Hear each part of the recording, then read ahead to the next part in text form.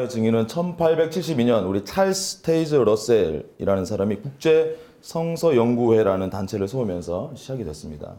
1852년 장로 교인의 가정에서 태어난 러셀은 소년 시절부터 성격이 아주 괴팍했는데 특별히 이 지옥불에 대한 공포심이 굉장히 컸다고 합니다.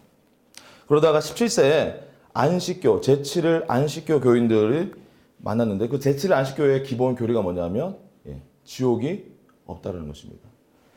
그래서 그 교리에 아주 굉장히 자유함을 느끼고 아주 격하게 공감하면서 이제 거기서 이제 이 러셀이 사후 영혼의 세계는 없다.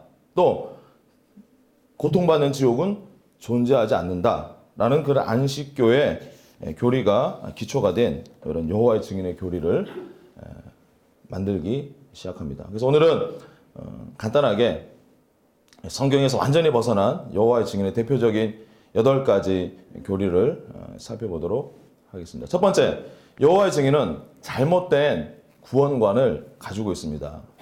이들은 14만 4천 명이 거듭나서 하늘나라에 들어갈 수 있는 유일한 사람들이라고 주장합니다. 그 14만 4천 명이 누구냐? 사도들과 1941년 이전의 여호와의 증인들. 그 사람들이 이 14만 4천 명에 속하고 그 14만 4천 명에 속하지 않는 오늘날의 여호와의 증인들, 1941년 이후의 여호와의 증인들 그 성도들은 하늘에 들어가지는 않고 지상의 생명으로 부활해서 지상 왕국에 들어가서 구원을 받는다고 그들은 믿고 있습니다. 그래서 여러분들이 파수대라든지 이런 여호와의 증인의 간행물에 보게 되면 항상 사자와 뭐 그런 동물들이 인간과 어울려서 뒤엉켜서 행복하게 뛰노는 지상 낙원이 그림이 그려져 있는 이유가 거기에 있습니다. 그러나 고린도후서 5장 1절은 이렇게 말씀합니다. 만일 땅에 있는 우리의 장막집이 무너지면 하나님께서 지으신 집, 곧 손으로 지은 것이 아니요 하늘에 있는 영원한 집이 우리에게 있는 줄 아느니라. 하나님은 구원받는 사람들을 하늘나라와 지상왕국 이렇게 두 부류로 나누지 않습니다.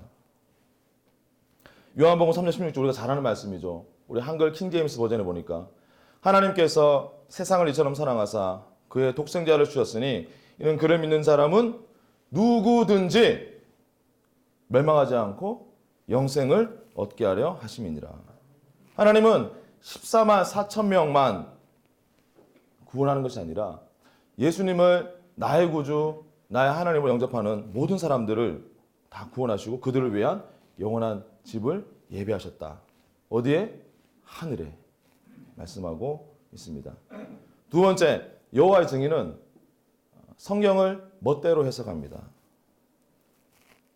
지금까지 역사적으로 여호와의 증인들이 예언했다가 당연히 다 모두가 실패로 돌아갔겠죠. 거짓 예언들 몇 가지 요약해서 말씀을 드리겠습니다. 1872년에 천년왕국이 시작될 것이다. 실패했죠. 1814년에 예수님이 재림하신다. 실패했죠. 1914년 모든 세상 정부들이 무너지고 하나님의 통치가 시작된다. 그것이 실패하자 1915년으로 기한을 1년 연기했는데 실패했죠. 1918년에 교회들이 파괴될 것이다. 파괴 안 됐죠. 1920년에는 산들과 공화국들과 왕국들이 사라질 것이다. 뻥이었습니다. 1925년 팔레스타인의 지상왕국이 세워지고 구약에서 하나님께 인정받은 신실한 성도들이 그 팔레스타인 지상왕국으로 귀향할 것이다. 뻥이었죠. 1929년 캘리포니아의 구약의 신실한 성도들의 귀향을 위한 실제로 집을 세웠습니다. 그런데 그 일이 안 일어나니까 1948년에 그 집을 계속 가지고 있으면 뭡니까?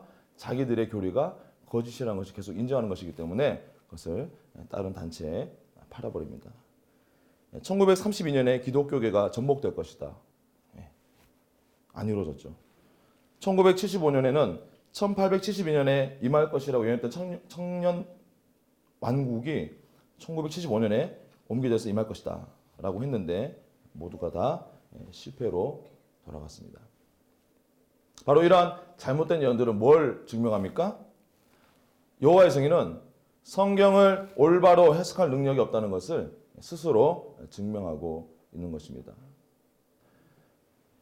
실제로 여호와의 증인들은 성경이 모든 것의 최고의 권위가 아니라 그들의 최고의 권위는 뭐냐면 파수대와 깨어라 이 간행물인데 그 간행물에 자신들의 교리를 정당화하기 위해서 그냥 성경은 보조자료로 인용할 뿐입니다. 엄밀하게 말하면 그 간행물이 여호와의 증인들 안에서는 그 성경보다 더 큰 권위를 갖고 이 여호와의 증인들은 주일날 예배가 다른 게 아니라 문답 형식, 질문 형식의 교육, 세뇌. 그래서 여호와의 증인에 가장 잘 넘어가는 사람들이 누굽니까? 말씀이 약한 기독교인들. 그 사람들은 주일날 하루 종일 말씀 공부하죠. 주중에 뭐 계속 모여서 말씀 공부하죠. 그런 사람들 어떻게 말씀을 어떻게 이깁니까? 내가 확실하게 안 가지고 있습니다.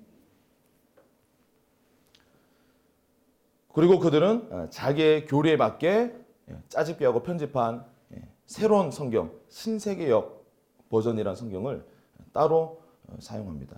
세 번째, 여호와의 증인은 잘못된 종말관을 가지고 있습니다. 그들은 구원받지 못한 사람들이 영원한 형벌의 장소, 지옥에 가지 않고 안 믿는 사람들은 죽는 그 순간 영혼이 사라진다. 아무것도 모르는 상태가 된다. 이렇게 말합니다. 그러나 신구약 성경은 모두 영원한 형벌, 이 지옥에 대해서 분명히 존재하고 또 하나님께서 예수님을 통해 주신 그 구원의 길을 거부한 사람들은 결국 그곳으로 가게 될 것이라고 말씀하고 있습니다. 다니엘서 12장 2절에 이렇게 말씀합니다. 땅에 티끌 가운데 자는 자 중에서 많은 사람이 깨어나 영생을 받는 자도 있겠고 수치를 당하여 영원히 부끄러움을 당할 자도 있을 것이며 뿐만 아니라 여러분들 잘 아시는 누가복음 16장에 나오는 부자와 거지 나사로의 이야기를 통해서 우리가 뭘 할 수 있습니까? 우리는 죽음 이후에도 사람들은 의식이 있고 고통을 느끼는구나 라는 것을 우리는 알 수가 있습니다. 네 번째, 여호와의 증인은 잘못된 그리스도관, 기독론을 가지고 있습니다. 여호와의 증인의 공식적인 입장은 예수님은 하나님이 아니다. 예수님은 하나님이 최초로 창조한 인간으로서 신성을 가지고 태어나지 않았다. 이렇게 주장합니다. 자, 그럼 우리가 잘 아는 요한복음 1장에서 뭐라고 말씀하고 있습니까? 태초에 말씀이 계시니라. 이 말씀이 하나님과 함께 계셨으니 이 말씀은 곧 하나님이시니라. 말씀이 육신이 되어 우리 가운데 거하심에 우리가 그의 영광을 보니 아버지의 독생자의 영광이요 은혜와 진리가 충만하더라. 예수님은 인간들과 함께 거하신 하나님이셨습니다. 마가복음 2장에서 예수님은 중풍병자에게 이렇게 명령합니다. 아들아, 네 죄들이 용서받았느니라. 이렇게 명령하시자 옆에서 그 말을 들었던 서기관들이 마음속으로 뭐라고 생각합니까? 저 미친놈 아니야? 하나님 한 분만 외에 누가 죄를 용서할 수가 있어? 나중에 저 놈을 죽여야겠다. 이렇게 생각을 하죠. 자, 그게 무슨 말입니까? 이미 유대인들도 알고 있었습니다. 하나님 외에는 아무도 죄를 사할 수 있는 사람이 없었습니다. 그러면 예수님이 우리의 죄를 사하신다는 얘기 뭡니까? 예수님이 하나님이란 말씀이죠. 다섯 번째, 여호와의 증인은 예수님의 육체적 부활을 부인합니다. 자, 그들은 예수님이 부활하셨다고는 가르치지만 육체로 부활하신 것은 부인하고 대신 영적 피조물, 영적으로만 부활하신 것이다. 이렇게 가르칩니다. 그래서 그들은 예수님이 부활하셨을 때에 예수님의 그 시체는 몸은 죽은 상태였는데 그 무덤이 비어 있다는 것은 하나님이 몰래 예수님의 그 시체를 숨겼기 때문이다. 이렇게 주장하고 있습니다. 자, 그런데 누가복음 24장 38절 40절 부활하신 예수님이 뭐라고 말씀합니까? 예수께서 이르시되 어찌하여 두려워하며 어찌하여 마음에 의심이 일어나느냐. 내 손과 발을 보고 나인 줄 알라. 또 나를 만져보라. 영은 살과 피가 없을 때 너희 보는 바와 같이 나는 있느니라. 이 말씀을 하시고 손과 발을 보이시나. 여러분, 저와 여러분의 부활은 예수님의 부활에 달려 있습니다. 그래서 고린도서 15장 17절은 이렇게 말씀합니다. 그리스도께서 다시 살아나신 일이 없으면 너희 믿음도 헛되고 너희가 여전히 죄 가운데 있을 것이요. 여섯 번째, 여호와의 증인은 잘못된 성령론을 가지고 있습니다. 그들은 성령은 인격체가 아니고 하나님의 활동하는 능력, 파워, 힘이다 이렇게 말씀합니다. 자, 그러나 저와 여러분이 묵상하고 읽었던 성경에는 성령님에 대해서 뭐라고 말씀하고 있습니까? 성령님이 그 성경에 보니까 지식적으로 알고 또 우리를 가르치시는 분이시고 감정을 가지고 있는 분이시고 탄식하시는 분이시고 우리에게 말씀하시고 인도하시고 우리를 임명하시고 우리를 도우시고 우리를 위로하시면서 우리를 위해서 중보하시는 인격체라고 분명히 말씀하고 있습니다. 고린도후서 3장 17절에 그 성령님은 바로 하나님이라고 말씀하고 있습니다. 주는 영이시니 주의 영이 계신 곳에는 자유가 있느니라. 일곱 번째, 여호와의 증인은 삼위일체를 정면으로 부인합니다. 그들은 갈라진 하나님, 성부 하나님은 3분의 1 하나님, 성자 하나님도 3분의 1 하나님, 성령 하나님도 3분의 1 하나님 이렇게 믿고 있는데, 그러나 신구약 성경 전체에서는 이 삼위일체를 증거하고 있습니다. 마태복음 28장 19절에 그러므로 너희는 가서 모든 민족을 제자로 삼아 아버지와 아들과 성령의 이름으로 세례를 베풀고 이렇게 말씀하고 있습니다. 여러분, 성경에서는 하나님이 한 분이라고 말씀하고 있는데 우리가 아버지와 아들과 성령의 이름으로 세례를 줄 때 우리는 세 명의 신들의 이름으로 주는 것이 아닙니다. 이 구절은 분명히 한 하나님, 그러나 세 분의 인격체를 말씀하고 있고 또 성경에서도 이 이름이라고 하는 것이 만약에 각각의 세 개의 다른 신이라면 이름들이라고 해야 되지만 헬라어도 그렇고 또 영어 성경도 그렇고 이 이름은 단수, 복수가 아니라 단수로 되어 있습니다. 그리고 구약 성경 곳곳에서도 한 분 하나님께서 세 분의 인격체인 이 복수의 의미로 역사하고 있음을 우리는 발견할 수 있습니다. 창세기 1장 26절에 뭐라고 말씀합니까? 하나님이 우리의 형상대로 우리의 모습을 따라 사람을 만들자. 하나님이 한 분이라면 삼일체가 아니라면 내가 내 형상을 따라 내 이미지대로 만들어야겠다라고 하는데 우리라는 말은 뭡니까? 최소한 몇 명 이상이 있다?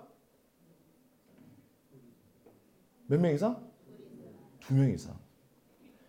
우리란 말은 하나님이 예수님과 성령님 우리 형상대로 우리 모습을 따라서 사람을 만들자. 창세기 11장 6절 7절에서 바벨탑 사건에서 하나님 뭐라고 그러십니까? 여호와께서 이르시되 자 우리가 내려가서 거기서 그들의 언어를 혼잡하게 하여. 만약에 삼일체가 아니라면 여호와께서 말씀하셔서 내가 내려가서 내가 너희 언어를 다 섞어버리겠다라고 하시지만 우리가 내려가서 예수님과 성령님과 함께 이 바벨탑 사건 때 그 언어를 혼잡케 하신 분이 삼일체 하나님이다 말씀하고 있습니다. 마지막으로 여덟 번째, 앞서 영상으로 봤던 이 수혈 문제에 대해서 예수님은 오늘날 만약에 정말 땅에 나타나시면 여호와의 증인들에게 뭐라고 말씀하실까요? 여호와의 증인들이 수혈을 거부하는 근거로 레위기 17장 10절 말씀을 듭니다. 이스라엘 집 사람이나 그들 중에 거류민 중에 무슨 피든지 먹는 자가 있으면 내가 그 피를 먹는 그 사람에게는 내 얼굴을 대하여 그를 백성 중에서 끊으리니 이렇게 말씀합니다. 자, 우리가 간단하게 이 말씀을 살펴보면 레위기 17장 10절에 이 피를 먹는 이 사람은 내 백성 중에서 끊어버리겠다. 1차적인 대상은 지금 이 말이 누구한테 하는 말입니까? 유대인들에게, 이스라엘 집 사람들에게, 그리고 그들 중에 거류하는 그 유대인들과 함께 살고 있는 이방인들에게 이 말씀을 하고 있습니다. 자, 그런데 신명기 14장 21절에 보면 이 유대인과 함께 거하지 않는 이방인들한테는 스스로 죽어서 피가 다 빠지지 않는 그 동물들을 팔거나 그 고기를 주라고 명령하면서 그 이방인들이 그 피를 먹는 것에서 하나님이 묵인하는 것을 우리는 알 수 있습니다. 너희는 너희 하나님 여호와의 성민이라 스스로 죽은 모든 것은 먹지 말 것이라. 그것을 성중에 거류하는 객에게 주어 먹게 하거나 이방인에게 파는 것은 가하니라. 여러분, 지금 현재 여호와의 증인을 구성하고 있는 대부분의 성도들은, 전 세계 성도들은 유대인이 아니라 오히려 피를 먹는 것이 묵인된 이방인들의 범죄에 속하는 사람들입니다. 자, 그렇다면 피에 대한 이러한 율법을 주신 이유가 무엇일까요?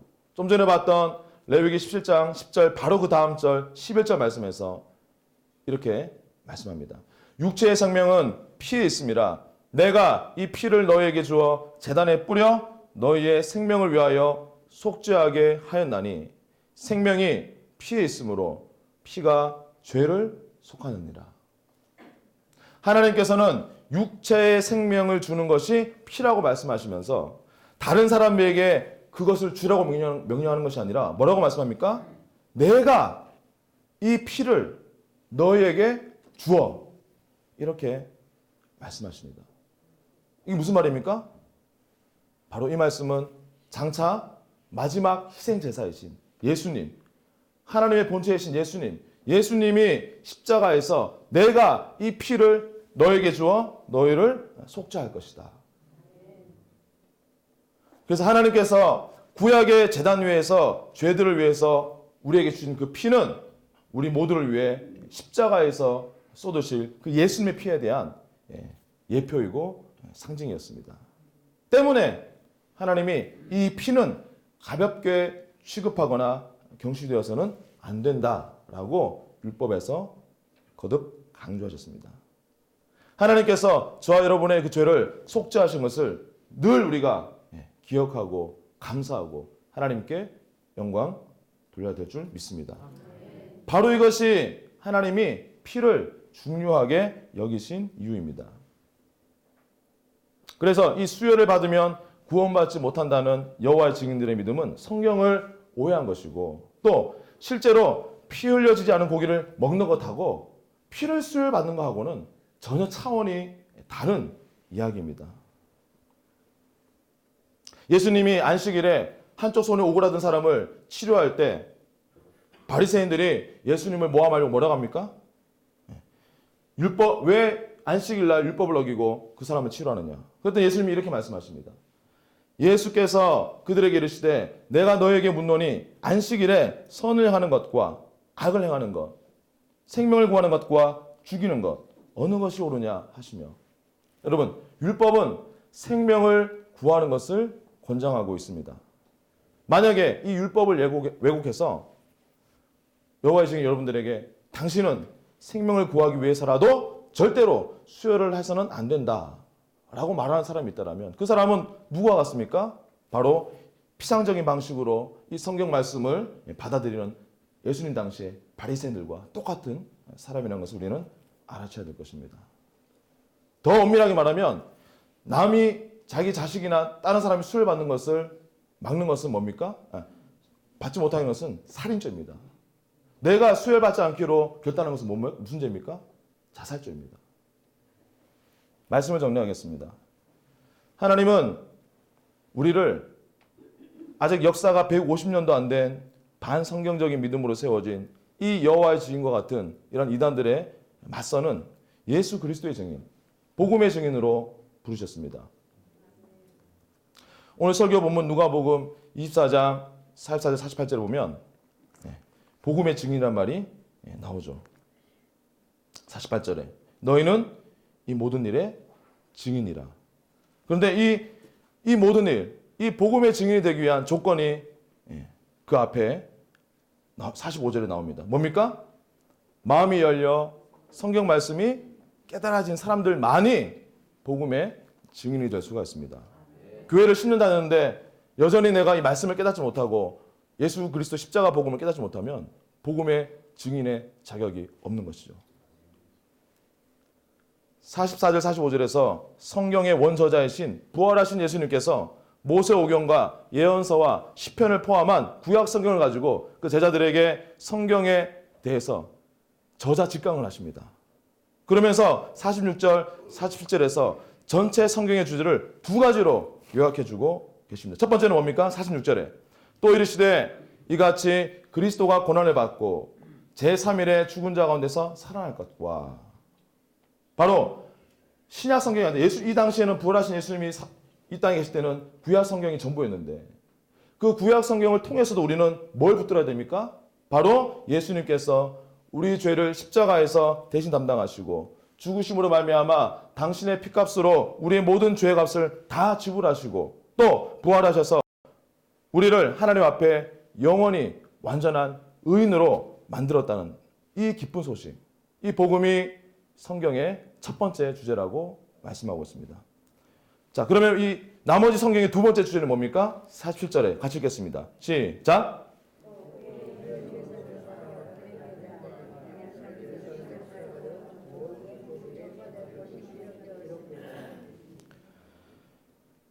오직 예수님의 이름을 믿어서 죄사함을 받고 영원한 생명을 얻어서 하나님의 자녀가 되어 구원받는 그 복음의 소식이 예루살렘에서 시작해서 이 땅의 모든 족속에게 전파되게 될 것이다 라는 그 선교가, 복음 전파가 나머지 성경의 주제라고 말씀하고 있습니다.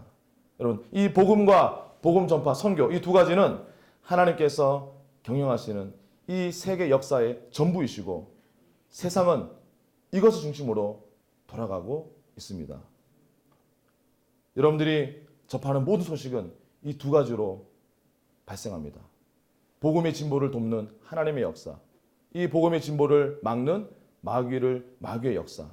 그래서 마귀들은 뭐합니까? 예수님은 하나님이 아니야. 예수님은 실제 부활하지 않았어.